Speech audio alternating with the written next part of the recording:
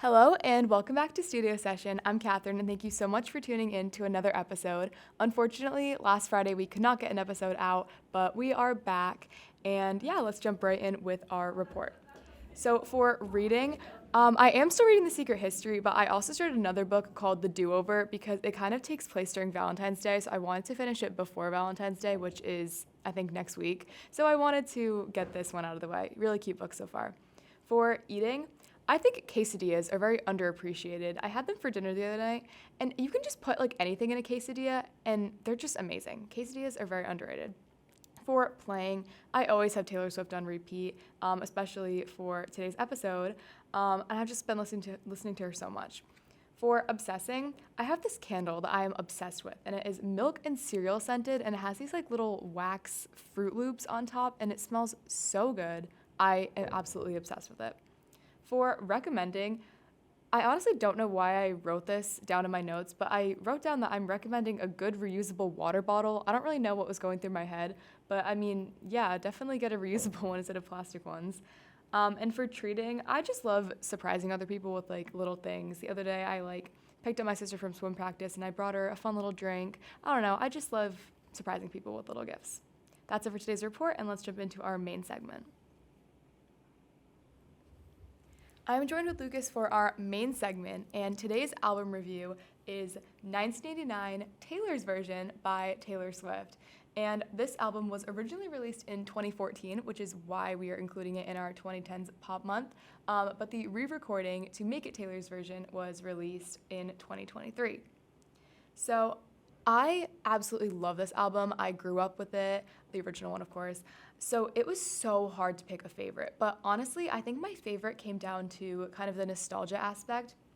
I picked All You Had to Do Was Stay as my favorite, which I know is kind of like a surprising pick because I don't think it's like the strongest lyrically per se, but I think it's just because this was my favorite as a kid. Even like from a young age when this first came out, I could sing the song word for word. It is just so fun. It's so upbeat. But honestly, it's also kind of like desperate. Like she's like, come on, all you have to do is stay, which I just love. There's an amazing tune. And I think it's just because of the nostalgia aspect, but All You Had to Do Was Stay will forever be my favorite on this album. For my favorite on the album, I picked Style. I know kind of basic, but there's just a lot of quote-unquote radio bangers on this one. I just really like this track. It's very upbeat and happy. I'm not a big fan of the sadder Taylor Swift songs, so I really like this one. It was pretty motivational too. You know, you can put it in any playlist. So I think due to its flexibility, I think Style is the best song on this album. Okay, for my second favorite, I gave it to New Romantics, and New Romantics is the last track on the regular album without the vault tracks, and I think it's just a great ending. It's so fun, it's uplifting. You can just tell she's having fun singing it. She says, the best people in life are free. It's encouraging, it's fun, and I just love the song so much. Again, going back to like the nostalgia aspect, I loved the song as a young child, still love it now. I think it was an amazing closing to the regular album without the vault tracks. So New Romantics is my second favorite. So originally, I had New Romantics down for my least favorite, but I did change it, and we'll be back to that later. My second most favorite, this actually stunned me, rocked me to my core. I said it was This Love. Like a somber track. I know 5 seconds ago I just said I don't like the more mellow, sadder Taylor songs, but this one just brought a tear to my eye. Just a great track on one of the not down in the dumps, but it's just a little less positive in this really happy album. Think about the top songs in this album, like Shake It Off, Welcome to New York, like really happy songs, and this wasn't one of them, but I really appreciate this song. Wow, I am appalled that you even thought to put New Romantics as your least favorite. That's crazy. For my least favorite, I don't dislike any songs of this album. I think they all have their place. They're all amazing. Shake It Off had to be my least favorite strictly because of how overplayed and mainstream it got when this album was first released. I don't think this is a bad song at all. I know a lot of people hate on it and they're like, this is the worst Taylor Swift song. I think it's only because it was overplayed, maybe overhyped a little bit, but it is still just so fun and iconic. The only reason that it was my least favorite is just because all of the other songs are so incredible. And yeah, Shake It Off had to be my least favorite, but I definitely still really appreciate it. I shared that sentiment of the overplayed syndrome, and I gave it to Bad Blood, but the one featuring Kendrick Lamar. This is just a terrible song. I can't lie to myself. I really dislike the Kendrick feature, and I feel like it actually takes away from the song, because I feel like I don't really like the song as is, just due to the same thing. Like, I just have heard it so many times. Like, I'm not going to go listen to it. But just some of the things that Kendrick does on the song, I'm glad that his feature is so short because it's just really poor. He says, this is a real line, he says, now POV of you and me, similar Iraq. I'm wondering what that means. He has some little ad libs in the back. He's like shrieking. I just don't like it, and this is my least favorite song on the album. I definitely agree that I do not like Kendrick Lamar's feature on Bad Blood. Definitely like it better when it's just Taylor. So there are just so many honorable mentions. I want to give a shout out to Clean. It's probably my third favorite on the album. All of the vault tracks, they're just all perfect. I love them so much. They're like kind of like newer additions when she re-released Taylor's version, and they're all amazing. I can't believe she kept them from us for so long. But for my underrated pick, I gave it to How You Get the Girl. This is just the ultimate, like, fun song. I'm calling a lot of these songs fun, but they are. This is just a fun pop album. How You Get the Girl, it almost has like a storytelling aspect, and it's just like easy to follow along, but also the chorus fits in great. Does it get a little repetitive? Maybe, but I think that's what keeps it kind of fun and lighthearted. So How You Get the Girl is my underrated pick, although I think so many of these songs are underrated and deserve a shout out. Definitely agree. My underrated pick could also be my third most favorite. I picked Suburban Legends. I just really like the lyricism and the storytelling on the song. I feel like this is more of a, no offense to Taylor, this is more of a made for the radio type album. It doesn't really feature some of the insane lyricism that you'd see on like a Folklore or an Evermore. Just like I don't need to expand on that, but Suburban Legends really had that storytelling aspect that we've grown akin to with Taylor, and the music was obviously good, vocally it was really good. Just this story, I just really loved it. So I'm going to say that Suburban Legends is my most underrated song from this album. A really great underrated pick. Okay, for my overall album ranking, I gave this a 9.89 out of 10. See what I did there? 19 and 9. I thought I was clever. I think this album is almost perfect, and I think with the re-release of Taylor's version and adding the vault songs they added to the ranking, I think I would have maybe given like a 9 out of 10 without the vault tracks, but because I love all of them so much, it definitely made my rating go higher. Yeah, this is a nostalgic album. The re-record, it just did it for me. It's pop perfection. I like every song on this album. Maybe it's just because, like I said, I grew up with this album. I've listened to it so many times and can really appreciate every song. But I adore this album, and Taylor Swift is just incredible. So 9.89 out of 10. All right, so I gave the Taylor's version a 8.5 out of 10. I gave the regular a 9 out of 10, but I just feel like the Taylor's version, it's just, not that the vault tracks are bad and lower the average, but it's just too long. Like 22 songs is a really long album to get through. That being said, it has a great start, great finish, all around, just bangers throughout. It's not like it's really front-loaded or back-loaded in any way. Definitely appreciate this album, my favorite Taylor Swift album personally. And yeah, I really like this album. That's it for our main segment, and let's jump into our next one.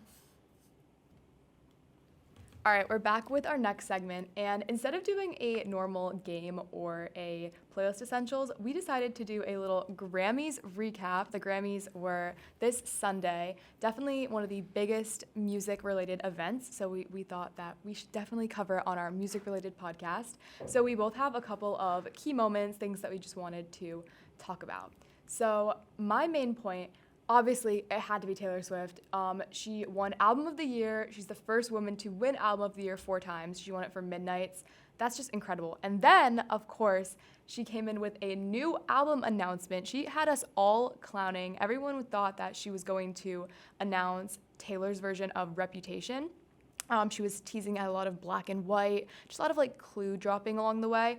But she came out with a whole new album. It's called The Tortured Poets Department, and it's coming out on April 19th. And this is insane. I was not expecting this. I was fully ready for her to drop the Reputation announcement, but a whole new album. I just can't believe it. This is incredible. I'm so excited. A couple of other things I noted. I don't know who Killer Mike is, but apparently he was arrested after winning 3 Grammys because of like an altercation. That's just crazy to me. I don't know. Thought that was worth mentioning. Miley Cyrus with her first Grammy. I think she was definitely due for one. I don't like the song Flowers personally. That's what she won it for Record of the Year. I think that either Not Strong Enough by Boy Genius, Vampire by Olivia Rodrigo, or What Was I Made For by Billie Eilish should have won. Those 3 songs I like better. Not Strong Enough did win Best Rock Song though, very well deserved. But I think she definitely deserved a Grammy, Miley Cyrus, and I'm glad she did get one. Lana Del Rey did not get a Grammy. I think she really did deserve one, so it was kind of heartbreaking that she didn't get one, but hopefully next year. Song of the Year, What Was I Made For? Definitely well deserved. This is such a good song. It's emotional. The performance was incredible. Billie Eilish, amazing. And then Best New Artist went to Victoria Monet. No shade to Victoria Monet. I'm sure she's incredible. I just really think either Gracie Abrams or Noah Kahan should have won this. I don't know. I think this has just been both of their years. Noah Kahan with Stick Season, incredible album. Gracie Abrams always releasing such incredible songs. I'm sure Victoria Monet is great. Just broke my heart a little bit that neither of those 2 won. So those are my highlights. Lucas, what'd you think? All right, so yeah, I also have some stuff to go through. Album of the year, I'm not so sure about Midnight's, quite frankly. Just not my favorite Taylor project. I personally would have voted SZA for that one. Best New Artist, again, no shade to Victoria Monet, but I was just floored when I saw that Ice Spice didn't win. I'm just not quite sure how you can have the impact that she does and not win. Noah Kahan as well.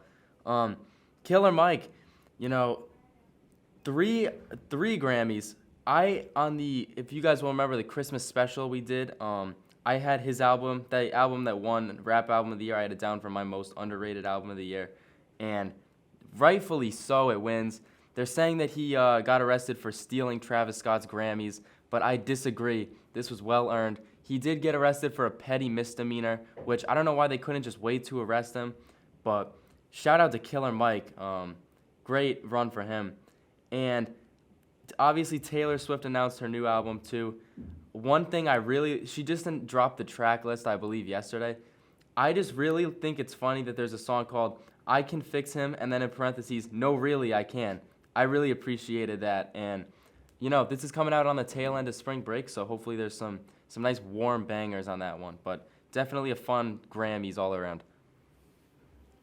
This Grammys was definitely one for the books. So many amazing performances, definitely some well-deserved awards, a couple maybe questionable, but definitely really fun all around.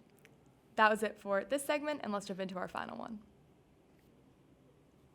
All right, so on our next episode, we are going to be reviewing 21 by Adele. This is an album, I feel like I've definitely heard most of the songs, but I haven't sat down and actually listened to the album. So I'm excited to see kind of how they go together and just give this one another listen.